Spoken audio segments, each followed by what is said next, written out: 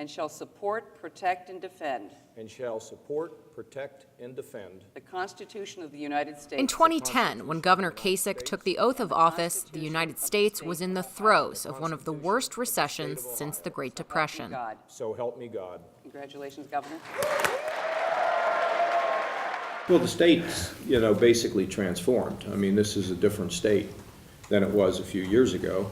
And more jobs, different types of jobs, which will protect us in these downturns. According to the governor's office, over 500,000 private sector jobs have been created since 2011. More than $2.5 billion has been stashed away for our rainy day fund, all while boasting $5 billion in net tax cuts. Ladies and gentlemen, may I present to you the 69th Governor of the State of Ohio, the Honorable John Kasich. Kasich leaves the governor's desk with an impressive list of accomplishments. But there was a defining failure early in his tenure.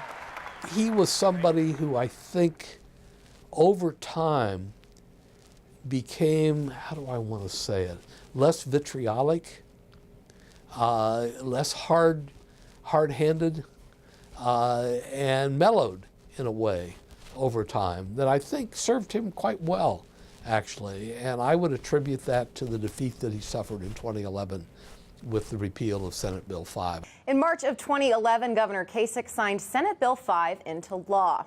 According to opponents, the bill was largely anti-union, and it would have restricted collective bargaining rights and taken away the ability to strike for some 400,000 public workers. Before the ink was dry, a group of firefighters, police officers, and teachers led the charge to repeal it. That November, as you can see from this Secretary of State's office map, 61% of voters agreed here in orange that it was not a good idea.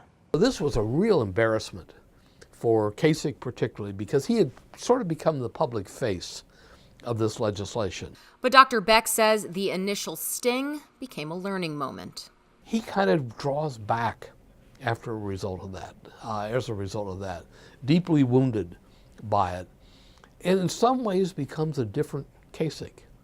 Softer in tone, more focused on jobs and those kinds of things in Ohio. Everybody has been paid attention to. We respect everybody in the state. Kasich learned and grew from the experience. He leaves the office with record low unemployment and now the 10th best state to do business, according to CEO Magazine.